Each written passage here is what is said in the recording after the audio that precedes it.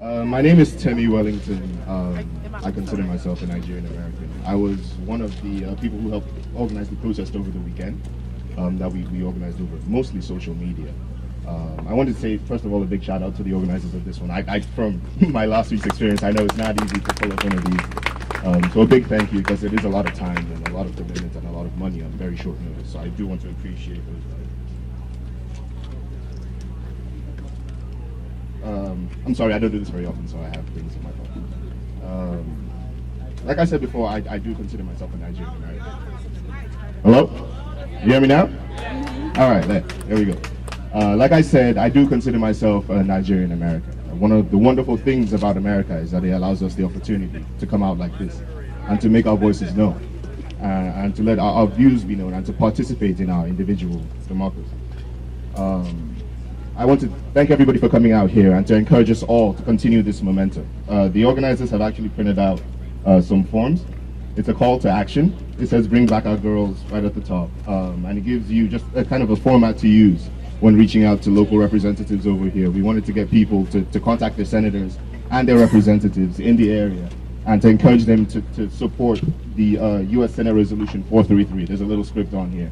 It wouldn't take too much. We've all come out today. Just hop on Google, figure out who your representative is, because I personally don't know who mine is. And give them a call, follow the script, and just let your voices be heard. Encourage them to continue this momentum. We started something, and we want to see this movement sustain. I think we all know why we're here today. We're here to stand in solidarity with the people in Lagos, in Kano, in Abuja, in Port Harcourt, and also in London and in New York and in California. Nigerians and friends of Nigeria have all come together to send a very clear message, I think, to every level of the Nigerian government. Our message is that we must bring these girls home. As we can all see, international pressure is rising around the world, and recognition and support for the movement is rising across the world. We need to see action on their part. Now is not the time for committees. Now is not the time to sit around a table in Abuja and discuss what could possibly be the problem. We need action. We need boots on the ground. We've heard rumors that the president referenced over the weekend. I don't know more than a Nigerian intelligence official. I'm sorry, I don't. I'm a student, I'm an intern, I'm a regular guy. These people do this for a living. Somebody knows something out there. We've heard rumors about the Sambisa forest. We've heard rumors about people crossing the border to Cameroon, to Chad. We need to close those borders. We need to get Nigerians moving. The president must take action. The time for committees is over, like I've said. We need boots on the ground. Now is not a time for politics. I appreciate the fact that the organizers have emphasized at the beginning of this one, like we did last weekend, that this is not a political event. Now is not the time to pick a side and to argue and to play Republicans versus Democrats, or I guess in Nigeria, APC versus PDP.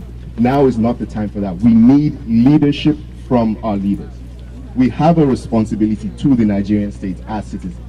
We have a responsibility to respect our leadership and to support their lead, but we need them to lead. Leaders must lead. Governors must govern. They should be taking the charge. Nigeria is, frankly speaking, the biggest black nation in the world. We can't bow to terrorists. It's not possible. We should not allow this to happen. We must acknowledge that Nigeria is not an easy place to govern. I think this is a fact that every Nigerian and anybody who's friends with Nigerians will acknowledge.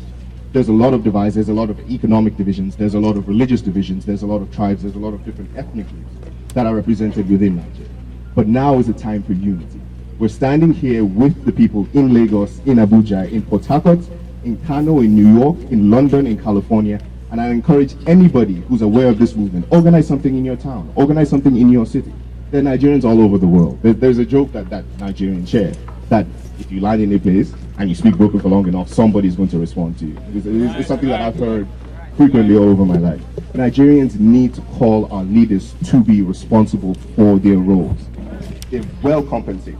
We all know that. They must do something with that compensation. It's not enough to just talk. Like I said, I'm sorry, I have to refer to my notes. Not very good at this. I don't think Boko Haram can be defeated overnight. I think this is an international problem, like Jonathan himself has acknowledged. Terrorism is a global problem. It's a problem that affects every citizen of the world. In any country, in any developing country, in any country about its business, there is this challenge. But the Nigerian government must rise to this challenge. And I think a good start, a good way to show the world that they mean business, a good way to establish a front that we are going to push on is to bring back our girls. It is a specific goal. We're not talking about generalities here. These girls must be brought back. Their families must be taken care of, and we must do our best to provide a wonderful, a viable future for them, an opportunity that a lot of us have. Bring back our girls.